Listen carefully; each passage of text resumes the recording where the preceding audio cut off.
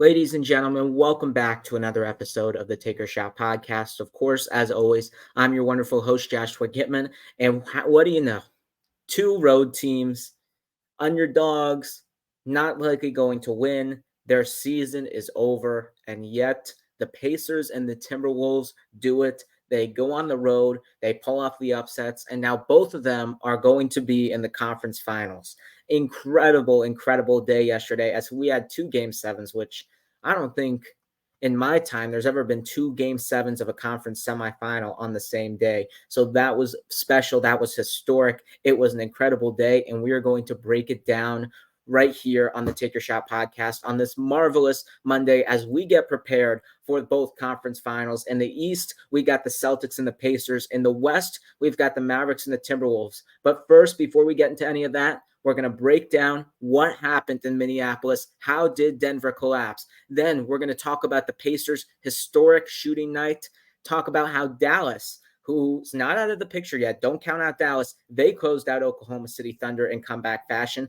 Then, of course, we will say lights out to the Oklahoma City Thunder, lights out to the New York Knicks, and a surprising lights out to the Denver Nuggets. So we're going to get into all of that today. Plus, then, as I mentioned, we are going to preview the Eastern Conference Finals between the Celtics and the Pacers. The Western Conference Finals, since it doesn't start until Wednesday night, we will leave that for next episode, and that is the plan today. So let's first start with the Minnesota Timberwolves coming back and shocking the Denver Nuggets and what was a absolute upset of the century, if you would call it that, because I'm telling you, I'm guaranteeing you, nobody expected the Minnesota Timberwolves to go into Denver and come back like that. If you said that Minnesota was going to be down 20 points, go in the third quarter, you would have thought that this game would have been over. But yet, the Minnesota Timberwolves found a way to come back. They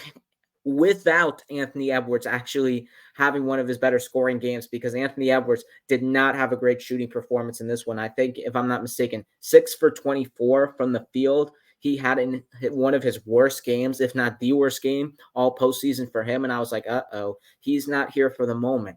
But what happened? It was Minnesota's role players. The role players that I have been saying constantly are better than Denver's role players. From the Nas Reeds of the world, from Jaden McDaniels scoring 23 points, someone who is not known as a someone who produces offensively. Jaden McDaniels is more of a defender.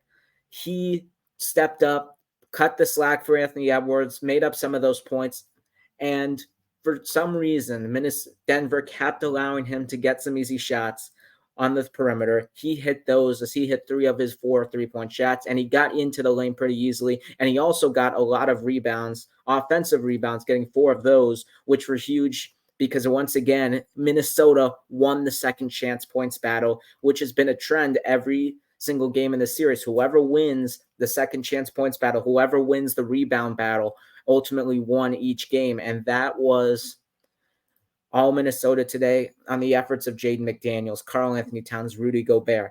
That was why Minnesota won this game, because of the rebound, the pure fight on the glass. Because remember, Minnesota is not that great of an offensive team. We like to say we think Minnesota is a great offensive team, but at the end of the day, they're not great. They're good, but they're not great. So any extra opportunity Minnesota can get, considering how bad of a shooting performance that Anthony Edwards had, who is their primary scorer, who is the scorer that we thought would take them to the next level. We only thought he could be the scorer. He could contribute. But the offensive rebounds gave Minnesota those easy opportunities to score, and ultimately that is a huge reason why Minnesota moved on. And also in this game, can we talk about Karl Anthony Towns' defense on Nikola Jokic? Karl Anthony Towns, someone who I wouldn't call a defender, someone who I haven't seen play that big, that physical defense on a guy who is a 3-time MVP right now, Nikola Jokic. I never have seen that from Karl Anthony Towns in his career.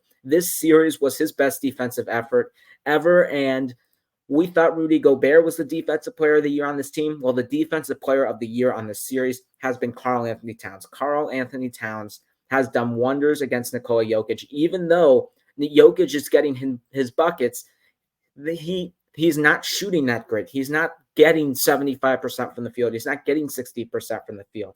It's been Nikola Jokic 3 for 28, and you will take 15 missed shots from Jokic. I don't care how many makes he gets. There's only a certain amount of shots that can be taken per game.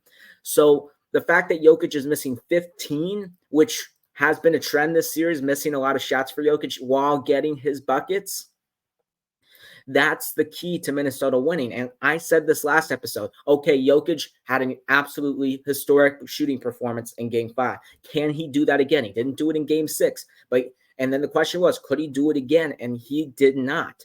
And Minnesota has figured out a blueprint to stop this Denver Nuggets squad. You have to be big. You have to be big and physical, guarding Jokic with not only a defender on the front line who's big and physical like Karl-Anthony Towns, but even if Jokic gets beat even if Jokic beats Karl-Anthony Towns, you have a second big defender on that line, whether that's Gobert or Naz Reid. And that was the key for Minnesota to win. That was the key for Minnesota to beat Denver. They were more physical. They out-hustled. They got more rebounds. And it was because of Minnesota's size and Minnesota's athleticism. And this GM for Minnesota, Tim Connelly, he was the one who built Denver. He was the one who built Denver to be big, to be physical, with guys like Nikola Jokic, guys like Aaron Gordon and Michael Porter Jr. for the forward slots. Those guys are big, physical, and athletic guys who can stretch the floor and get you three-point shots while also being physical at the rim. Minnesota, with Tim Connelly now, is doing the same exact thing. You've got Karl-Anthony Towns, big guy, decided to keep him, not trade him. You decided to give up all your future picks to go all in for Rudy Gobert, and Rudy Gobert wasn't having a great first half. Rudy Gobert, you could have made the argument that he could have been benched in this game. And Charles Barkley said it at halftime, and I'm like, maybe he's not wrong, but Gobert went out, and Gobert proved everybody wrong. He had a plus 10 in this game, and he had an astonishing plus 30 in the second half, if I'm not mistaken, by the box score. It was that big of a difference for Gobert, even though he necessarily didn't have the offense as he usually doesn't in games. His defensive presence, which is something we've questioned this playoffs, considering he has been the defensive player of the year. His defensive presence was much better in the second half, much better. And that's why they won the series. And I don't even want to bring up the Rudy Gobert fadeaway. That shot, when that shot went in by Rudy Gobert, I'm like, okay, it might be over. Because have we ever seen Rudy Gobert hit that kind of caliber shot? That was ridiculous. The whole Minnesota bench was going crazy. And it was like, yeah, this might be over, because that was a desperation heave, fade away at the buzzer, triple teamed, and Gobert hit that shot with 7 minutes to go. And I don't know how he hit it, but that shot gave Minnesota a lot of momentum to come back. Also, it was the efforts of the defense that allowed Minnesota to come back as well, because sometimes, as we say, Minnesota's second best option on offense, other than Anthony Edwards, if Anthony Edwards is not going, it's their defense, their forcing of turnovers. That led to Minnesota getting some easy buckets, and them forcing turnovers like Mike Conley pickpocketing Jamal Murray. That gave Anthony Edwards some easy dunks. That let Anthony Edwards get going. It ultimately allowed him to get a couple of threes late. The steals ultimately led to Anthony Edwards being better and being more efficient on offense. So the defense for Minnesota has just really changed this game, and it's quite frankly changed the view of the NBA right now, because right now we think the NBA is a predominantly offensive league. We think that now it's mostly the offense that's getting these jobs done. But when you look at this Minnesota Timberwolves team, they are changing the game, because when you look at a Denver team who has been a lead on offense all year, this Minnesota team had the formula defensively to shut them down. So maybe the NBA could look at the Minnesota like that and start copying them. Maybe not necessarily trying to go all offensive heavy, maybe trying to be more of a defensive presence, because if you can stop these great offenses like Denver has or like a Boston team has, you can potentially steal series that you may not necessarily be projected to win. You may not have the better roster on paper, but if you are the better defensive team in any series in this NBA postseason, you are going to have a chance. And Minnesota did that. to perfection. They nailed it to perfection, and it was on the efforts of guys like Jaden McDaniels, Nickeil Alexander-Walker, even heck Mike Conley as well. Mike Conley, who was out for Game 5, guarding a guy like Jamal Murray, guarding a guy like KCP, and KCP was hot Game 5 in this postseason, Kentavious Caldwell-Pope. When Mike Conley was guarding him, KCP 2 for 5. Now in this game, he was 2 for 7. KCP has been struggling from the three-point line since in this series when Mike Conley has been guarding him. So you've got to look at that and look at the impact that Mike Conley has had for Minnesota as well. It's been a group effort for Minnesota, and it's been something that we haven't seen in the NBA in years. And you got to give props to everyone on this team, considering it wasn't Anthony Edwards that was going to take them there. Because trust me, even I said I was thinking no way that Anthony Edwards would have a bad game. There was no way that Anthony Edwards was going to not perform to the way we expect him to perform. And he didn't have a good game. He didn't shoot the ball well. And yet this Minnesota team found a way. And that is a championship team, finding multiple ways to win, not relying on one person to take you there every single time. And Minnesota found that with their defense, which has been there all year, and Anthony Edwards as well. So Minnesota right now, in my opinion, is going to be favorites to win the title. I think they should be favorites over the Celtics because they have a weapon in Anthony Edwards who can lead them offensively, and they have a weapon in their defense that can, just as much as Anthony Edwards scoring, take them to where they desire to be, which is standing up on the platform, hosting the Larry O'Brien Trophy. And if you're the Celtics, I don't think they have that. I haven't seen Tatum in these clutch moments hit shots. I haven't seen Boston's defense in these clutch moments get stops. And even though Anthony Edwards, as I mentioned, he didn't have a great game, he got going in the clutch time. He got going when the game got tighter, when they started coming back, when it mattered the most. Anthony Edwards got going. And this is a complete Minnesota team, and they are going to be a threat to the Boston Celtics. So keep your eyes out for what Minnesota does the rest of this postseason. Now going on to Denver's side of things. Of course, they had the 15-point lead. Of course, after the halftime, they had a 20-point lead. We thought that Denver, after that, was going to win. So how did they collapse? Well, let me tell you something. Denver collapsed because they got frustrated, because they got angry, and because they got worn down and swarmed down by this Minnesota defense. I have never seen Denver be so frustrated, be so tired, and be so gassed out on defense, because I saw the rotations in the second half, especially in that fourth quarter when Minnesota was making the push. That's not the hustle. That's not the effort on those rotations that I've seen from Denver all season long. There was a play when the shot clock was going down. They were doubling Anthony Edwards on the ball. Anthony Edwards kicked it and then to a guy on the wing, and then there was one more pass. But the people who were doubling Edwards, one of the guys, I think it was Gordon, he didn't rotate over to the guy in the corner who was Mike Conley at that time, and Mike Conley hit a three to extend the lead, if I'm not mistaken, to 5 points with 3 minutes to go. So Denver just looked out of it. It looked like Minnesota wore and tore them down, and this, to me, really has nothing to do with what Denver didn't do in this series, because Denver, it wasn't like they shot themselves out of this game. It wasn't like they shot themselves out of the series. It was Minnesota's defense that swarmed them. And yes, they do need to get better, and we will discuss that in their lights out segment. But for this particular game, it was Minnesota's defense that picked up. And it ultimately caused Michael Porter Jr. Not in this game, but this entire series, to have a terrible series when we saw him play great against the Los Angeles Lakers. We saw KCP have a great series against the Lakers. Didn't in this series against the Timberwolves. And as I mentioned, especially when Mike Conley played. So overall, you're looking at it, and there's nothing Denver could have really done differently because Minnesota was just that good. There was nothing Denver could have done. And I mean, Jokic did his thing. Jamal Murray had a great first half. He sort of collapsed in the second half, but Minnesota's defense picked up. Anthony Edwards picked up against Jamal Murray. He stepped up. And Denver ultimately could not take advantage of the foul trouble that Karl Anthony Towns had, excuse me, and that Rudy Gobert had in this particular basketball game.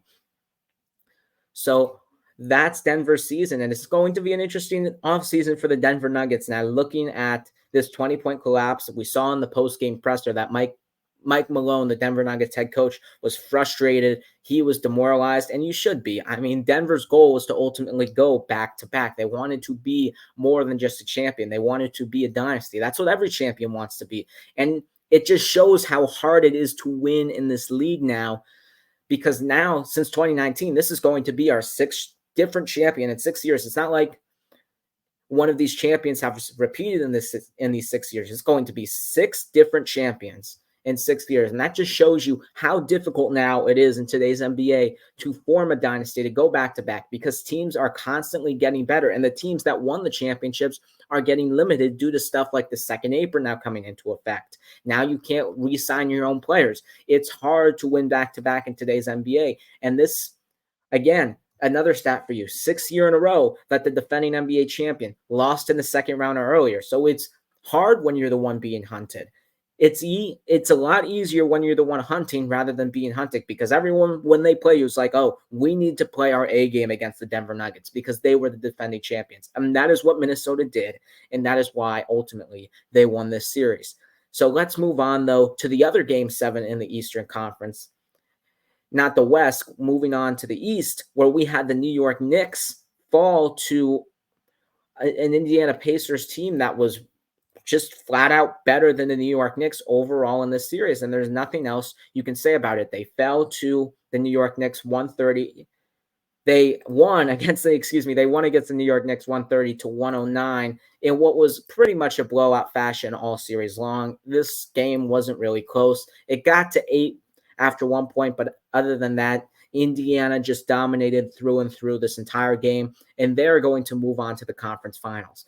This was an interesting game from the New York Knicks perspective, as they really tried to give Josh Hart and OG Anunoby a go in this game. Josh Hart was fine. Josh Hart, he had the injury on his midsection. He was fine. I think it was only when he coughed and sneezed when that injury played into effect. But OG Anunoby tried to give it a go in this game, and in the first 2 possessions, it looked great. It looked like OG Anunoby was here to contribute to the New York Knicks, and it looked like OG Anunoby was going to help lead this New York Knicks team to a win. But on the defensive side of the ball, when you saw OG Anunoby, he was not moving correctly, and Indiana did what they had to do in a Game 7 where every basket matters, and they just attacked OG Anunoby. They attacked him, and they attacked him hard, and they pretty much were scoring easy shots every single time. And then when Indiana got up by 8 points, Tom Thibodeau called a timeout, and that was that for OG Anunoby. So I respect that OG Anunoby tried to give it a try in this game,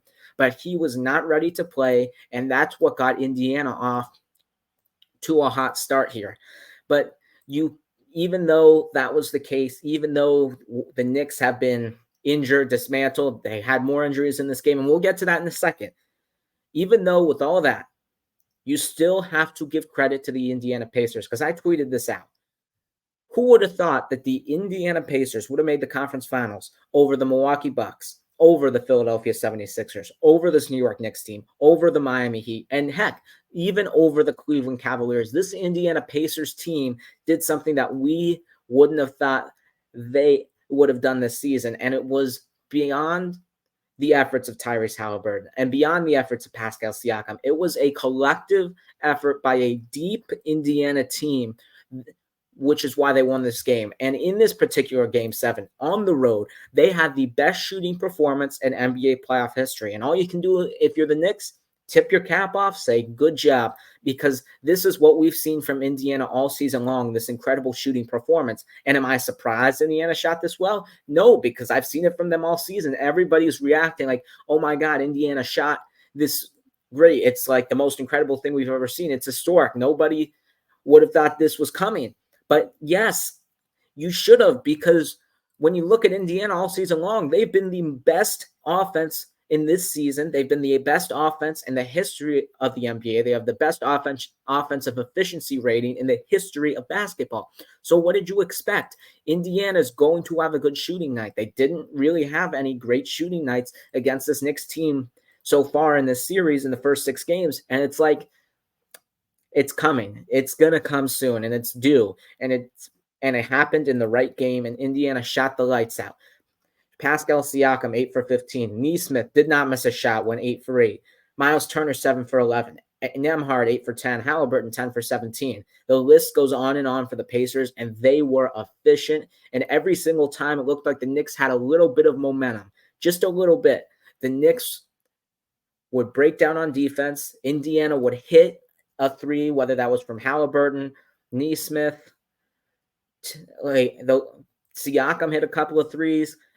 The list would go on and on and on. And then, especially when it got to 8, it looked like potentially up here come the Knicks. The Knicks are going to come back and win this game. And it was an Aaron Nesmith jumper. It was TJ McConnell getting in the lane, scoring a bucket. And let me continue to praise TJ McConnell, because I know I've been praising him too much on this show. And that's too bad, because if you don't like TJ McConnell, if you don't like the way that tiny king, that dog plays, then you do not need to be listening to the show, because TJ McConnell's impact in this game was second to none. And he looked like the best defender on the Indiana Pacers. And he has all season long. Like, there's been no debate. TJ McConnell's impact for this team has been great. He was a game high plus 21.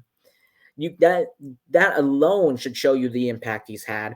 But when New York cut it to 8, as I just mentioned, TJ McConnell got 3 steals pretty much in a row, led to the Pacers getting some easy buckets, and that was that.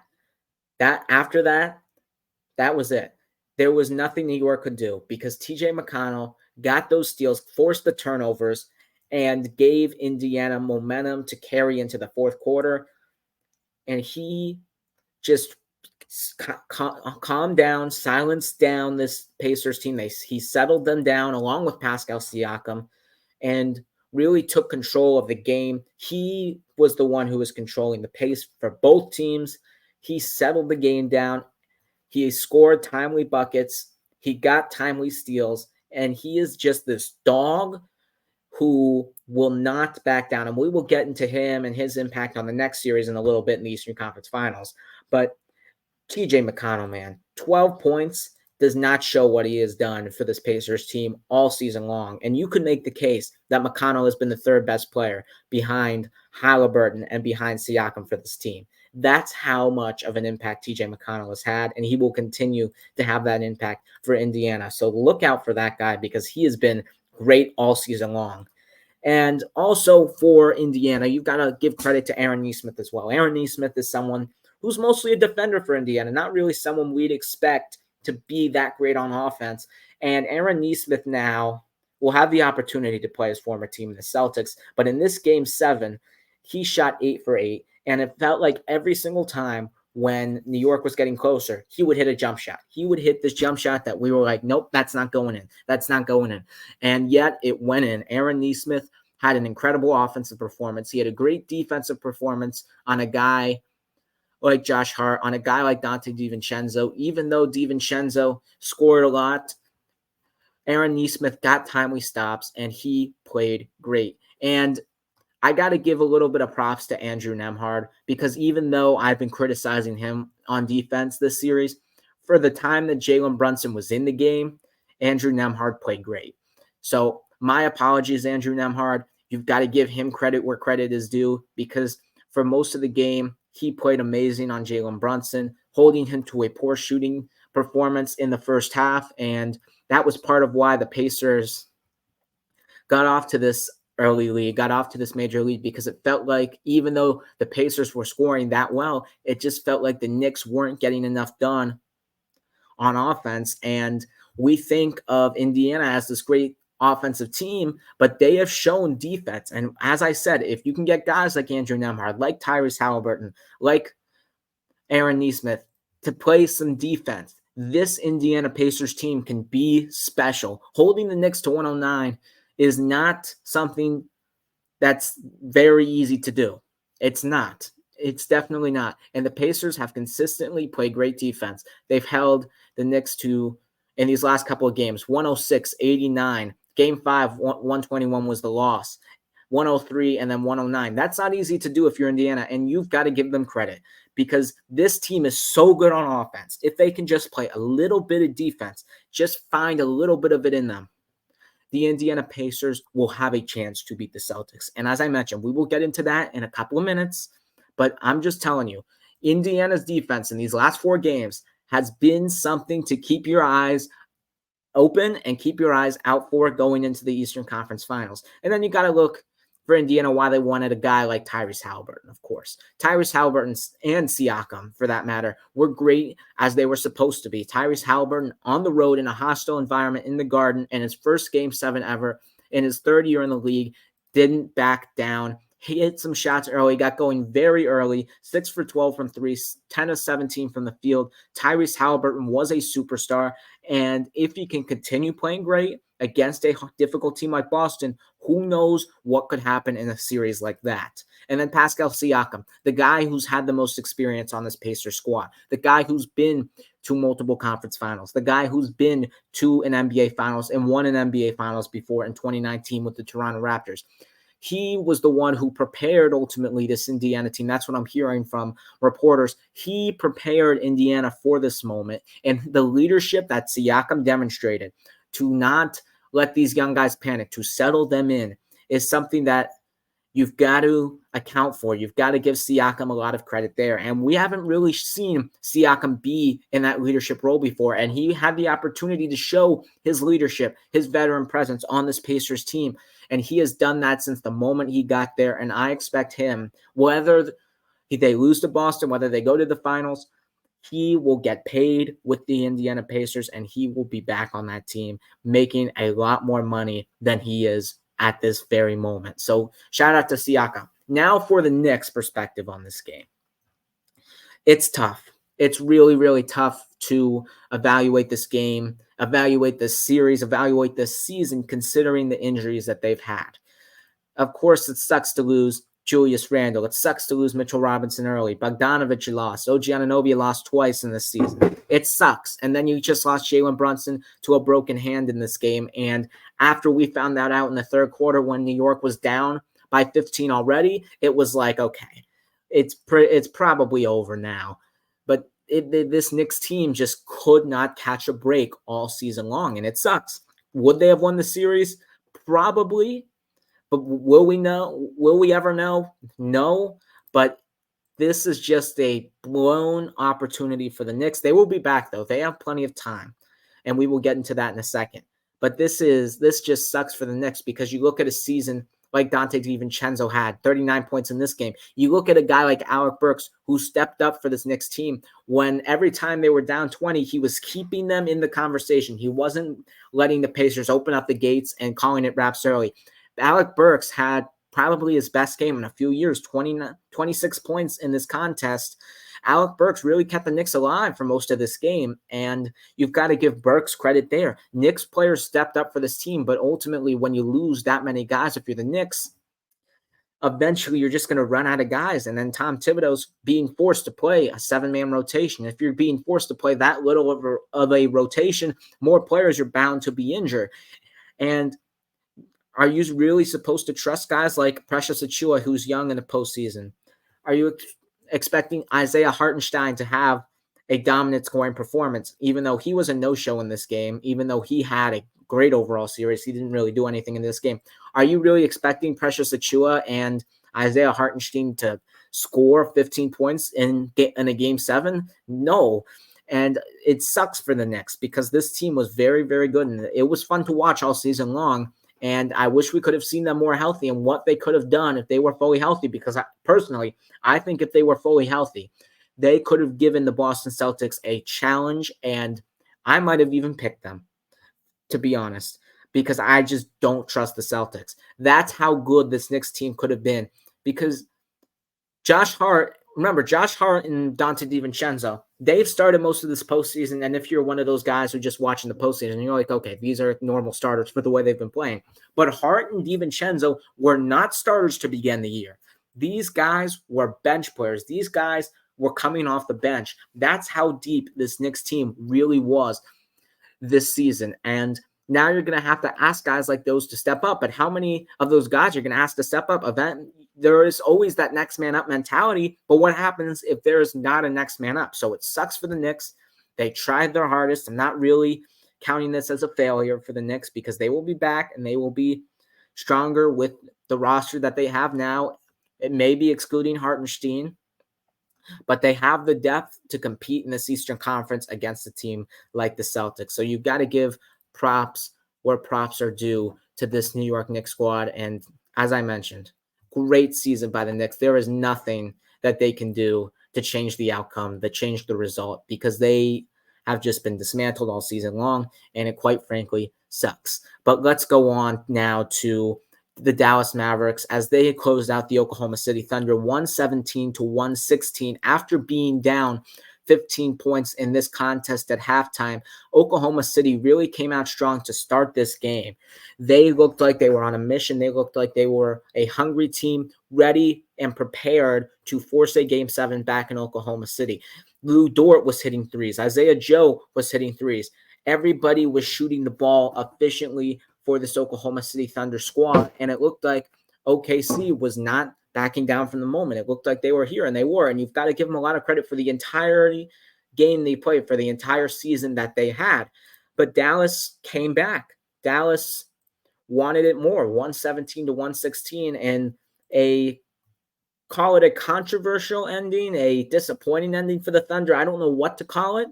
But that foul on Shai Gilgeous-Alexander for Thunder fans was an absolute heartbreaker, and it gave P.J. Washington the opportunity to shoot three. He missed the last one on purpose, but what mattered was he hit the first two, and it gave Dallas the win as Mark Danlute decided to challenge it. He had no more timeouts after he lost that challenge, and pretty much it was a half-court heave from Jalen Williams, and it wasn't even close, and that is how Dallas won.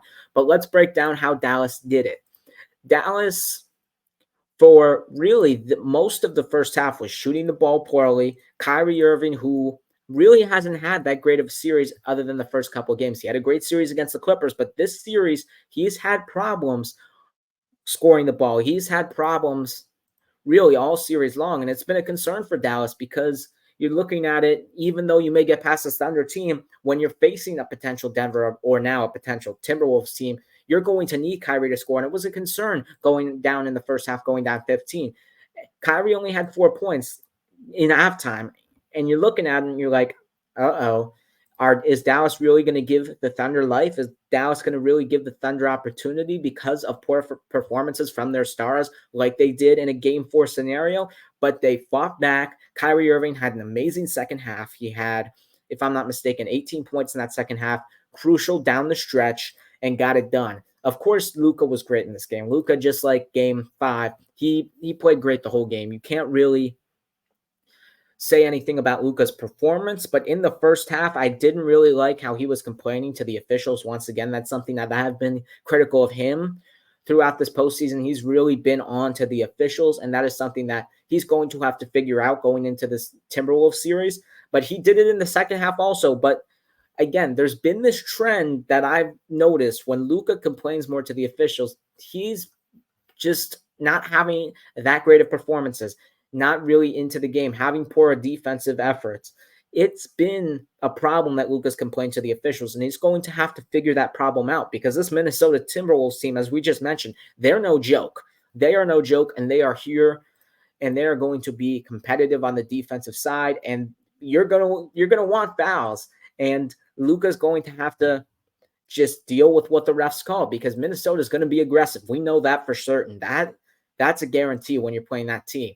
And if you're Luka Doncic, you have to stay the course. You have to be composed because if not, it can all get in your head and this series could be over quick. But we will preview the Western Conference Finals next episode. That's just something that I'm concerned about.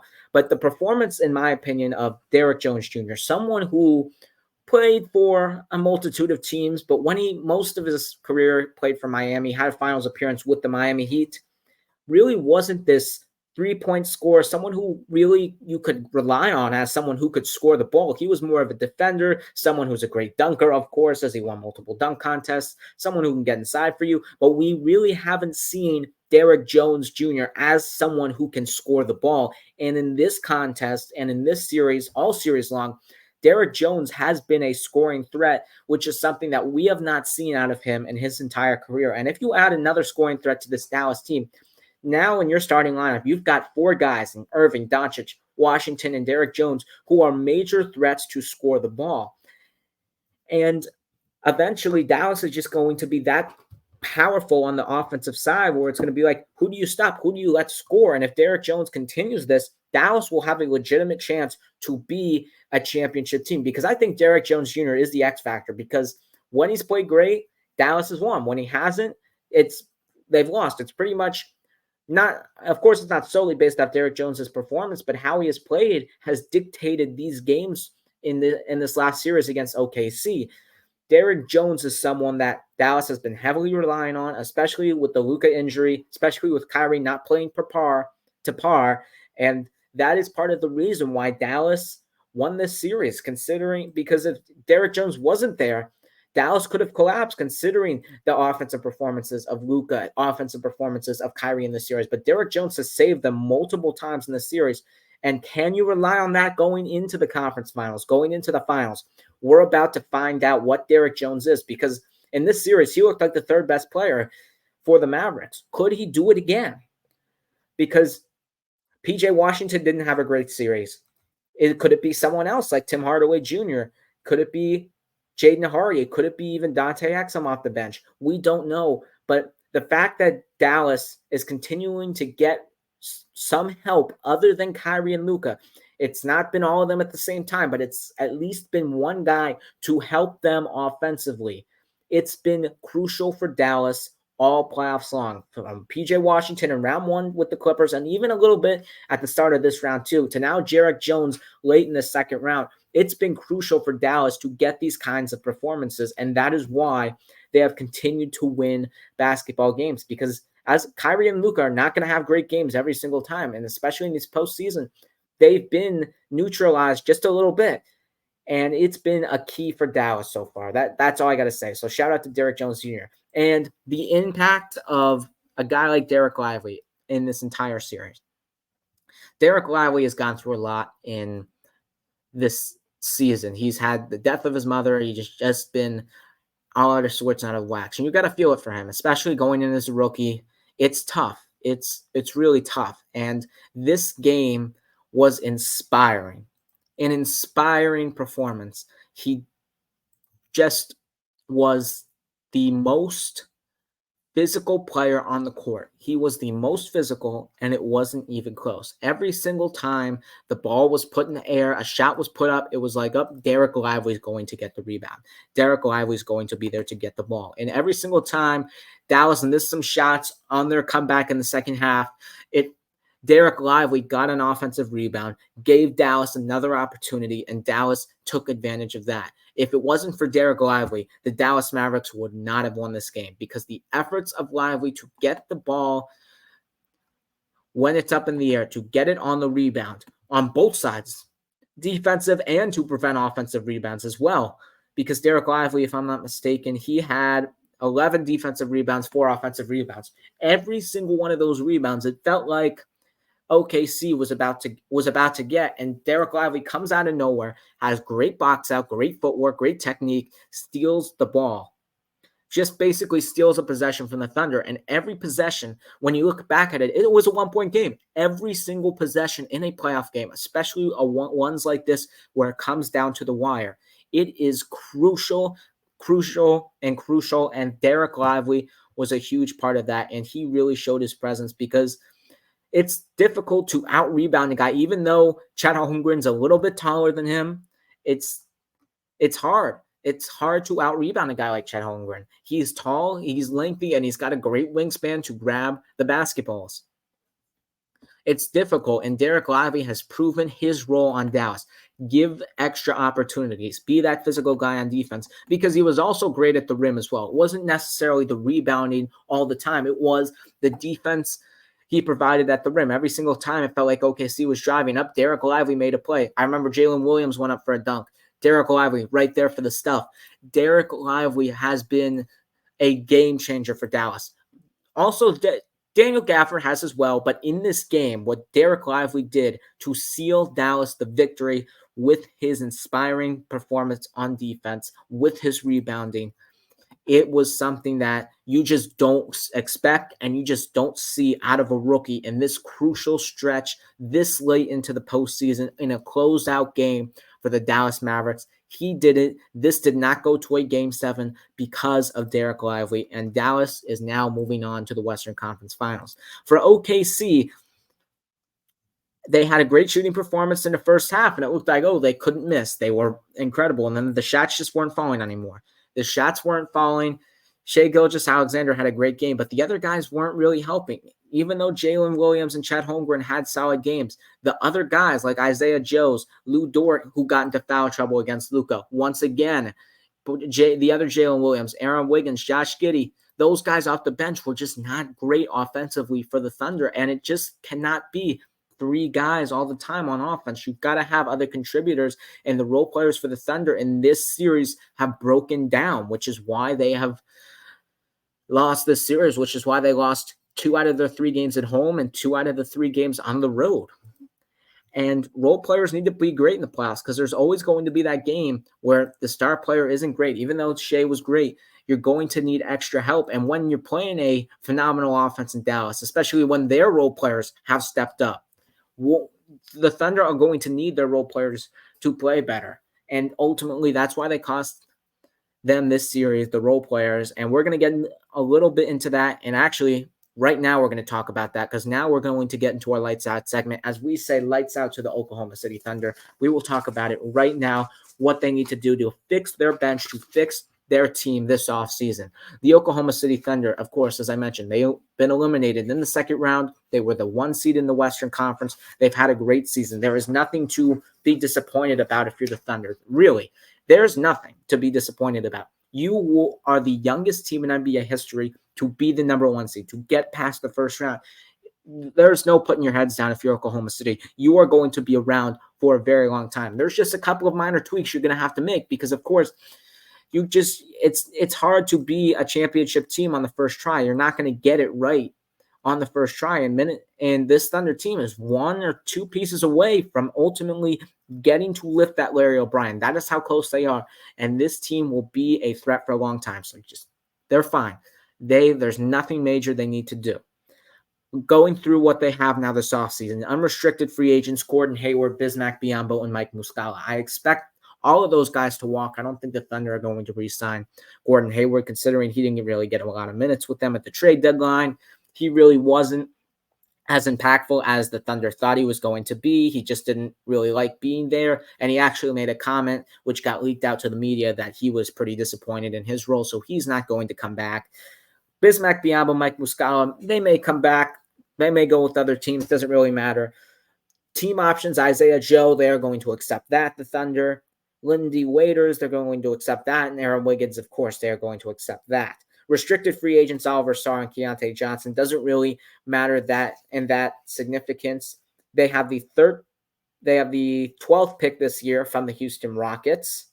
And they also have 13 first-round picks and 22 second-round picks over the next 7 years. So, of course, as we know, the Thunder have been loaded with draft picks, and they are continuing to be loaded with draft picks for the next couple of seasons here. And they're in a great position to make a move to get a superstar. Because when you've got all those draft picks, you can just say, hey, give me Kevin Durant. I'll give you 5 first. I'll take KD off your hands.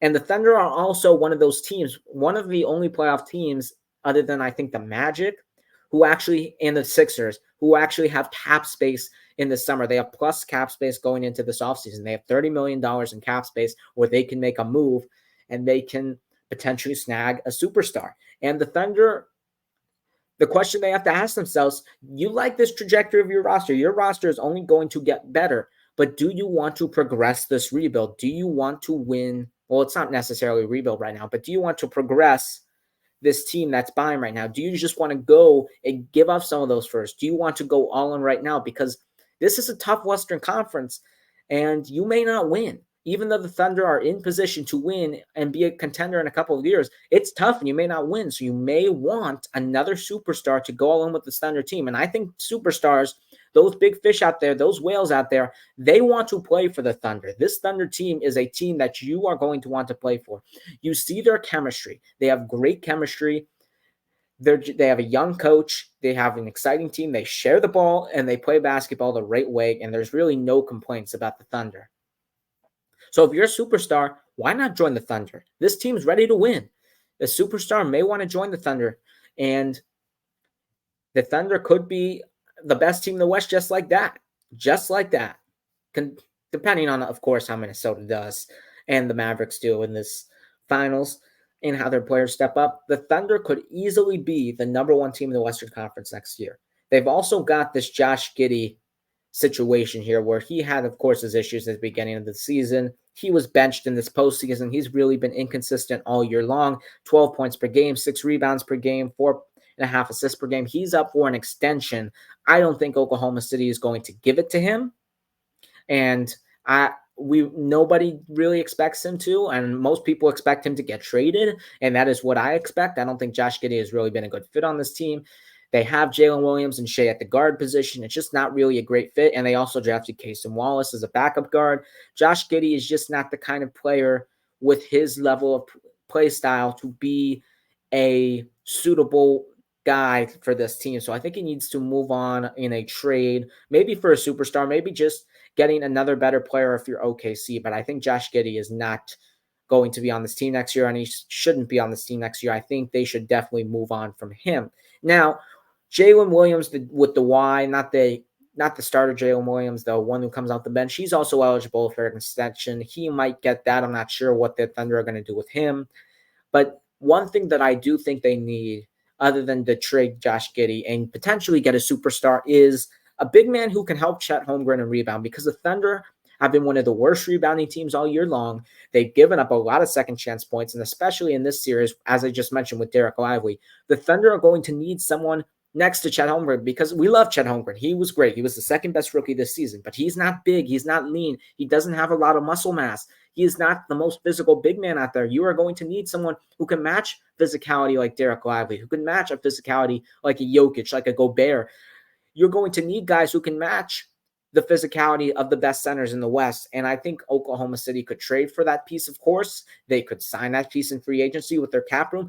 Oklahoma City has a lot of flexibility and a lot of assets to get the players that they want on their roster. And I wouldn't be surprised if that got done this offseason. It'll be interesting to see if Oklahoma City Thunder tries to improve the roster, give up some of those future picks, or stay the course. We will see what happens there. But let's move on to our next team, as we say, lights out to the New York Knicks.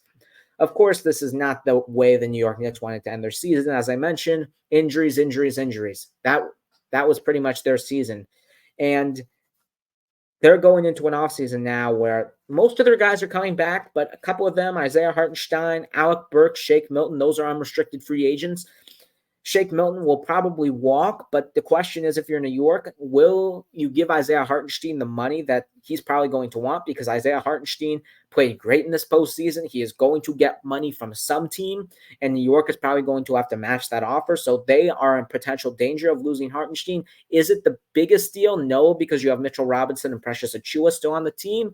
But Isaiah Hartenstein has been huge for this Knicks team all season long, and it would be a disappointing loss for them if he were to go. And now Alec Burks. The question is, some team may pay Alec Burks, considering, hey, he just had 26 points in the Game 7. He is some guy who we know can score. But if you're in New York, are you going to pay him, considering he was not really in your rotation all season long, but he all of a sudden came out in this postseason? But you've got a guy like Bogdanovich. You've got guys like DiVincenzo. Do you really need another guy in that lineup? So New York may let him walk. And it'll be interesting to see if they bring those guys back. But even if they don't, I think New York will be okay. They will have more cap flexibility. They will have more flexibility to bring in someone in a trade, and they will not be in the apron, because if they do sign these guys, Hartenstein, Alec Burks, I think they will be a first apron, if not a second apron team. So they may just let them walk, because the Knicks have guys like Bogdanovich and DiVincenzo to replace Burks, and Mitchell Robinson and Precious Achiuwa to replace Isaiah Hartenstein. That will be something to look out for, but I think the Knicks will let him go. OG Anunoby, of course, is a player option, but I think he's pretty content with what the Knicks have been doing with his role on this team. Of course, he was injured most of the time he was there, but when we did see him, he was pretty impactful for them. But we expect him to re-sign, and I would be shocked if he didn't. He may accept the player option and wait for next year. He may decline it and just get his contract now. We will see what happens depending on what he sees in the market, but I expect him to say. And then they've got Jericho Sims on a team option. I'm assuming they're going to pick that up. They have Precious Achiuwa going in restricted free agency. They will probably match any offer that he gets. Charlie Brown Jr., Dwayne Washington Jr., and Jacob Toppin are also restricted free agents, but those guys don't really matter in that much significance. They have 2 first-round picks. They have the 24th pick via the Mavericks. They have the 25th pick, and they have the 38th pick as a second-round pick from the Jazz. Now, the Knicks, just like the Thunder, not as much as the Thunder, but they still have, just like them, a lot of tradable first-round picks, and they could go out and get a star. The question is, are they going to mess up this roster? Because this roster was great when they all played. When they all played, it looked great. But you've got this question now. Are you going to get that superstar? Does a superstar want to come and play for the New York Knicks? That is the question that is waiting to be answered, and we don't know the answer to that. Because Jalen Brunson took a chance on the Knicks, and not a lot of superstars have. But will there be that superstar that will say, hey, I saw what the Knicks did this season. I see in the Knicks roster, they have a lot of promise. Could that guy potentially come and join the New York Knicks? Could it be a Devin Booker or a Kevin Durant? Could it be maybe even a Jared Allen? I'm not calling Jared Allen a superstar, but another guy to help this Knicks team get over the hump, challenge Boston, beat Indiana, beat Miami, beat Philly, beat Milwaukee.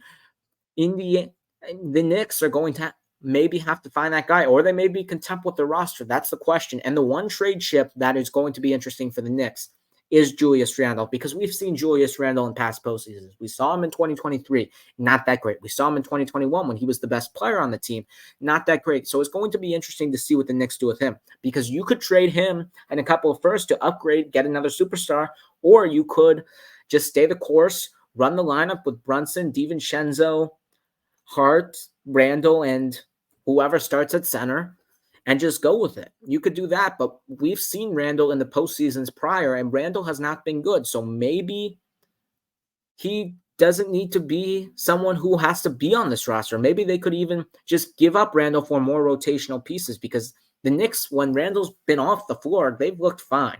When the Knicks haven't had Randle, it's really not been a problem. I don't think he's that big of a difference for this Knicks team. So do you give up Julius Randle? Do you give up someone like that? Who knows? But he is up for an extension, 4 years, $181.5 million, which is a lot of money. And we will see what the Knicks do there, because if they don't give him that extension, it may be trade time. If they do give him the extension, he's probably going to stay. But I don't think the Knicks are going to give Julius Randle all that money, considering what his injury history has been, and especially this major injury that he just got and has been out for the entire season. So we will see what the Knicks do there. That will be something interesting to watch. And then also Jalen Brunson's eligible for an extension, 4-year, $156.5. I don't expect him to take that, because I think he can get more money if he makes an All-NBA team. So I wouldn't worry if Brunson doesn't sign his extension if you're a Knicks fan, because he may want more money. He may sign the extension, but he may not, because he probably wants more money. So don't worry about that. Brunson will probably continue to be on this roster. But the interesting thing is, do the Knicks stay the course? Do they think their roster is good enough, or are they going to trade Randle or trade someone else to get a potential superstar? We will find out. Now let's move on to our last team, which is the most surprising team, of course, the defending NBA champions, the Denver Nuggets, as we say, lights out to them. Of course, they lost to the Minnesota Timberwolves in a tough 7-game series. Of course, they were down 0-2, won 3 straight, and then lost the last 2. And what was an interesting series? They looked like they were outbigged. They looked like they were not the physical team, not the dominant team, not the team that looked like a championship team. And there are flaws on this Denver team. Even though we think Denver's this perfect team, they're really not. They've got some flaws. And in this offseason, they're going to have to address some of those flaws. First, let's go with their unrestricted free agents. They have Justin Holiday, who they may re-sign. Not so sure. He could get some money elsewhere. DeAndre Jordan, he may just retire, honestly. I'm not sure about him. Player options are KCP and Reggie Jackson. I definitely expect KCP to decline his player option, and I think he will get paid by a team this offseason. And is Denver really going to match that? Is Denver going to match that, or are they going to let Christian Brown get the start? Because remember, Denver's a second apron team. Denver is on the luxury tax. And Denver can't really do a lot of stuff. And if they continue to be in the second apron, especially if they sign KCP in the books for 3 more years, they may lose first-round picks. They may lose assets. So you have to be careful if you're Denver, considering the money that KCP may get out there on the open market, because he has had a great 2-year stretch with this Denver Nuggets squad. He has had a great run with Denver. And some team may say, hey, we like what you've done. We're going to pay you. And Reggie Jackson also is a player option. Expect him to maybe opt in, maybe not. Probably I'd expect him more likely than KCP to re-sign with Denver, because I don't really see another team picking him up. I think he's been okay with Denver, so I think he'll re-sign. They also have a team option, Vlatko Kankar, and restricted Braxton Key, Jay Hafkong, Gillespie. Those guys don't really matter. But KCP could walk. Now you're down to 5 guys you can really trust, maybe with Jokic, Jamal Murray, Porter, Gordon, and Christian Brown. And Christian Brown really hasn't been that great if you're Denver. Denver's in this tough situation now. Don't think it's going to be okay for Denver. They're going to get free agents. They're going to get these guys off the bench, and they're going to be right back where they are. The problem is they cannot, because they are a second apron team. They cannot get players unless they sign players to the minimum contract. And most players, no offense, they don't want to sign for minimum contracts. It's difficult to go with a route like the Phoenix Suns, and eventually you're going to have to pay a guy like Jamal Murray, who's up for a 4-year, $208 million extension. That's going to put you more into the luxury tax. Denver's going to have to make some tough decisions, and they may ultimately have to let KCP walk and rely on the young guys to get better. And that's what's tough with being a second apron team. And that's why in the NBA now, you don't have these back-to-back champions anymore. You don't have these dynasties, because when these guys win championships, they get paid. You look at a team like the Golden State Warriors. Draymond's paid, Wiggins paid, Klay Thompson got paid, Jordan Poole got paid. The Warriors, a couple years later, going to have to make some interesting decisions. Denver may have to do that next offseason. Who knows? But this Denver team is not in a great position. The only thing they can do, quite frankly, is hope to get their own guys back, and hope some guys will sign off the bench for minimum contracts. That's all you can do. You're going to have to get the most out of the guys who get the minimum contracts, and you're going to have to rely on your young guys to try to get better. And you're going to have to rely on your young guy this year, and you're going to have to nail your draft pick. You have the 28th pick, not really in a great position considering this is the one of the weaker draft classes. Denver's in a tough spot, and we're going to see what they do to get better, but don't expect that much from Denver this offseason. I think they need a better bench, of course. Do I think that? I think that may be their only issue, but they may not get it. They may not get what their issue is because of their finances. So we will see what Denver does. But I want to move on to our last thing of the day. Let's preview the Eastern Conference Finals, folks, with the Indiana Pacers and the number 1 seed, the Boston Celtics. These teams played 5 times, if I'm not mistaken. Yes, 5 times in the regular season. The Boston Celtics won 3 of those 5 games. On November 1st, that historic game for Boston, winning by 51 points. They won 155-104 in Boston. In the in-season tournament quarterfinal game in Indiana, the Pacers won 122-112, which would ultimately help them get to the in-season tournament championship. Then January 6th, the Celtics won 118-101 in Indy. January 8th, the Pacers came back and won 133-131, also in Indy. And on January 30th, the Celtics won 129-124 in Boston. Of course, in this series, we know what this pace is going to be. Both teams love to score the ball. Both teams can really score the ball well. Indiana, of course, historic offense this season, 114.2 points per game in this postseason. They are first.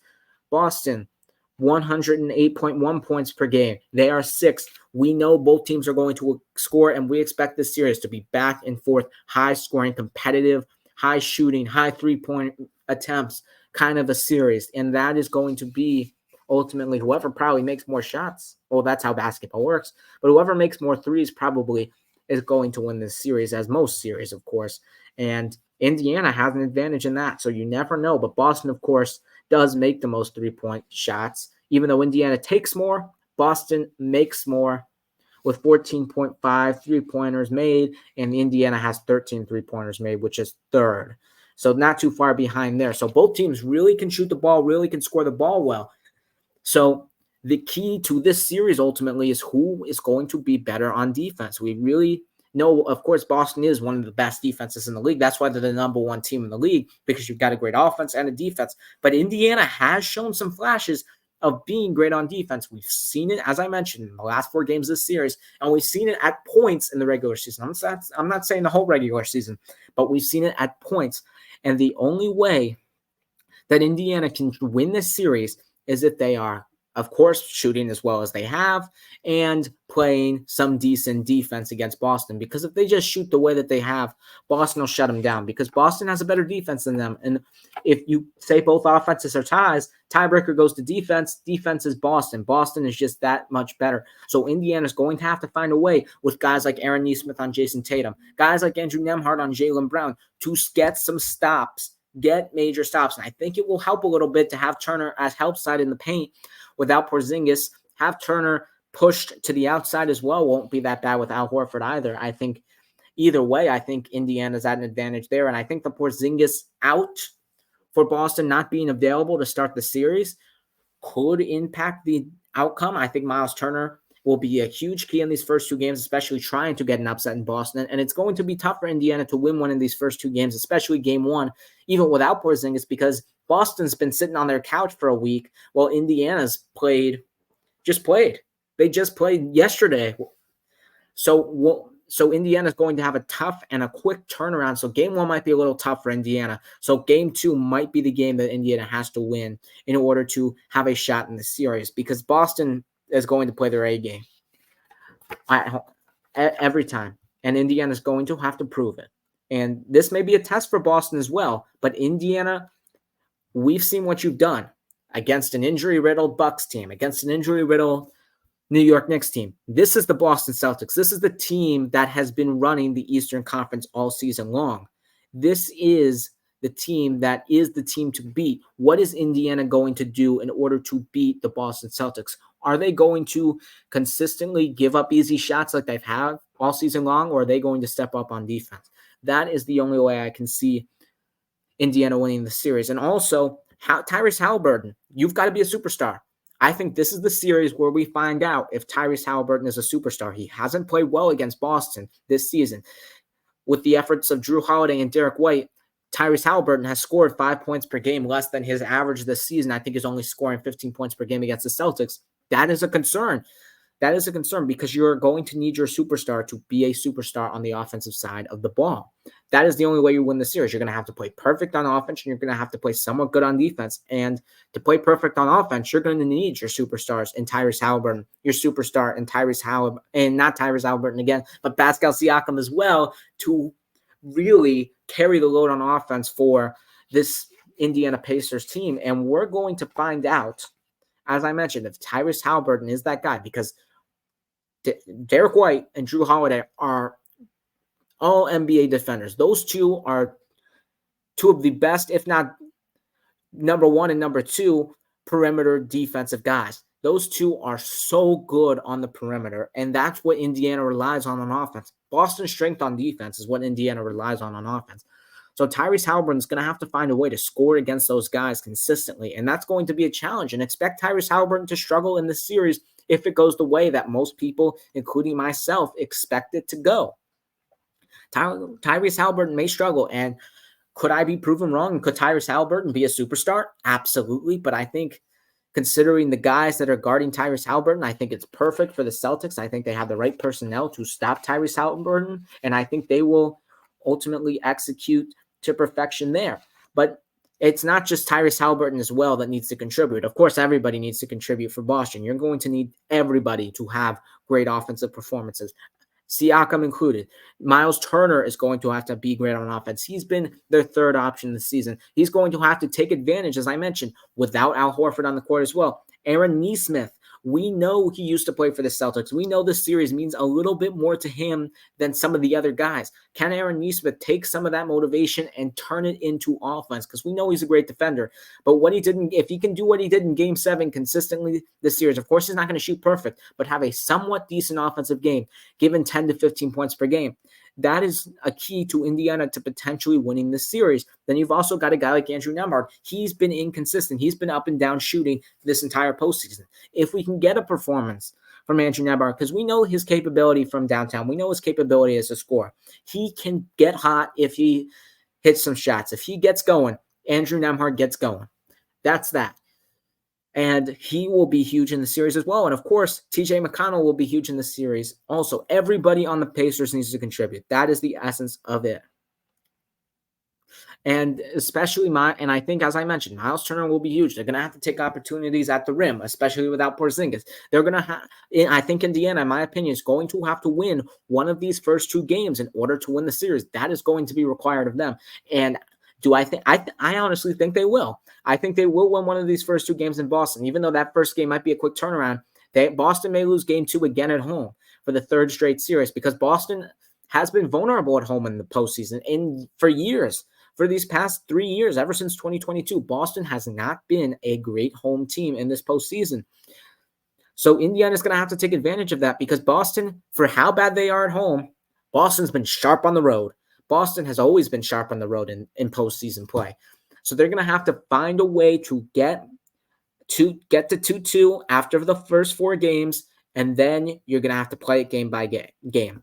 Indiana's going to have to find a way somehow to get it to 2-2 minimum in order to win the series. Because obviously, if they're down 3-1, this series will end in 5. But if Indiana can find a way, get one on the road, get one at home, 2-2, anything can happen. Because once again, at Game 7s, just like we had, anything can happen. Both road teams won Game 7s in the conference semifinals. Why can't Indiana, just like they did in New York, go into Boston and win a Game 7? Why not?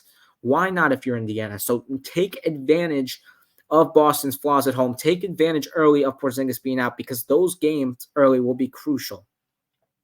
Now for Boston, on this Boston Celtics side of things, I think Tatum personally, he may be troubled offensively against a guy like Aaron Nesmith, his former teammate. We will see what Tatum can do, because we've seen Tatum struggles this postseason. Even though Boston has been dominant all postseason long against teams they're supposed to be dominant against, with an injury-riddled Miami Heat and an injury-riddled Cleveland Cavaliers team, Tatum has been struggling. Don't get me wrong, Tatum's been great for Boston all season long in the regular season, but he has just not been the guy that the Celtics have needed this postseason. And in order for Boston to win a title, maybe it might not be a challenge in this series, but for sure, if they play Minnesota or Dallas with the way those teams have been playing defense, it will be a challenge in that series. Tatum is going to have to be the best player on this team to win a title. I love Jaylen Brown. I love him to death. Even though I'm a Heat fan, I think Jaylen Brown's a great player. He is not a number 1. It has to be Jason Tatum. Jason Tatum is going to have to be the guy, and Aaron Nesmith may give him problems. So what is Jason Tatum going to do in order to respond to that? And another thing that I have as a concern for Boston, they have not played any clutch time games this postseason. I know Game 4 in Cleveland was a little bit close, but wasn't really that scary. But if it's a close game, under a minute to go, it's a one-possession game. We have not seen what Boston can do, because we've seen in the past, Boston in close games, not been a great formula. We've seen them lose a game 1 at home last year to Philadelphia, a game 1 at home last year to Miami. We've seen them lose a game 4 and a close one to Philadelphia. We've seen them lose a lot of these clutch time games in prior postseason. So what are they going to show to prove that they can win in close games? Because the game's 48 minutes, right? But sometimes those 47 minutes, it doesn't matter. It matters what you do in the last minute of the basketball game, where the game is close and your superstars need to step up the most. That is where we're going to see if this Boston Celtics team is capable of winning it all. Because trust me, for how decent Miami and Cleveland have been this season, even though they haven't been great, for how decent they've been, they are not the same as Indiana this postseason. Indiana is a different dog, a different animal this postseason, and Boston will be challenged. And Boston, trust me, I'd be shocked if they blew this Pacers team out of the gates in this series. Indiana's going to make games competitive. They just solely off their offense, they're going to make games competitive. So what is Boston going to do in the clutch? That is something we are going to find out. And we're also going to find out if Boston's heavy reliance from the three-point shot works. Because as I mentioned, we know Indiana's offense, Boston's going to have to take a lot of threes to hang in with the Indiana Pacers. And Indiana is going to give up a lot of threes, and that's something that they do a lot. They give up a lot of three-point shots. Now, Boston, of course, we know, relies heavily on the threes, and that's something that we've questioned all season long, and we're going to find out if Boston's reliance on threes works, because if it doesn't, we'll find out immediately, because if they have more than 2 bad shooting games, they may lose the series. If they have great shooting games and blow out Indiana because Indiana's giving up all those threes, hey, props off to Boston. Keep doing what you're doing with the three-point shot. We're going to find out if that strategy from the Celtics works, and that will be an intriguing thing to find in this series. And they're going to get a lot of looks from the line, as I mentioned, whether that's from Jaylen Brown, Tatum, Pritchard, Sam Hauser, Al Horford, and they're going to have to hit those shots, and we are going to see what Joe Mazzulla's offense is made of. This is Joe Mazzulla's offense, and we're going to see if it can get exposed by the Indiana Pacers. It's going to be interesting to see how Boston responds to that. And last thing before I make my pick on this series, just a quick little nugget. TJ McConnell, Peyton Pritchard, come on. That's going to be fun to watch. Those two are just dogs for the team, great defenders, guys who are capable of scoring. Peyton Pritchard more on the outside, TJ McConnell more on the inside. But that backup point guard matchup, 2 small guys fighting for their spots, trying to give everything they got for their teams. That is something that I'm going to be watching out for, and that's something I'm going to love to see from the Boston Celtics and the Indiana Pacers. Now, my pick for this series. I really think that Boston should win this series in 5, right? But it's the Boston Celtics, and whatever you think, it's probably going to be at least a game or 2 more. Could Indiana make the series competitive? Yes. As I mentioned, in order for them to do so, they're going to have to take one in Boston. They're going to have to get one of those first 2 games, and then they're going to have to find a way to win one at home, get this series 2-2. And I think there's a possibility of that happening.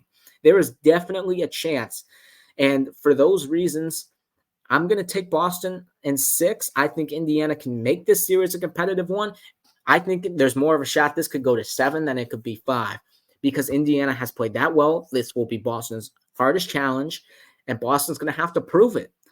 And we'll find out what Boston's made of, but I think there'll be a game where Indiana just is supposed to win, and then I think there'll be a game where Boston's supposed to win, and then they just don't, because that's what they do. There'll be a game where Indiana's going to win because they're that great of a team. They're going to shoot the lights out. Boston's just not going to be where Indiana's at in that game, and you got to give your hats off to Indiana. But there will be a game in this series, just like the other series, where Boston's supposed to win, and all of a sudden they just don't. So I think Indiana can make this series competitive, and it will be a great Eastern Conference Finals. Boston should win, of course, with a better team, but Indiana could win this series. Don't count the Indiana Pacers out. And that is all the time we have for you today. Thank you so much for watching the Take a Shot podcast. And remember, please follow me on Instagram at take_you_shot_podcast_. That's at take_you_shot_podcast_. And tell me how you would have taken your shots on these takes. That's all my shots for the day. Enjoy the start of the Eastern Conference Finals. Game 1 is on Tuesday on ESPN. We'll have the Western Conference Finals preview for you because it is on Wednesday. Enjoy it. We've got some great NBA playoff action, and we are going to find out who will be the champion in only a month. It's only a month left in the season. Absolutely crazy stuff. Remember, please leave a like and subscribe, and we'll see you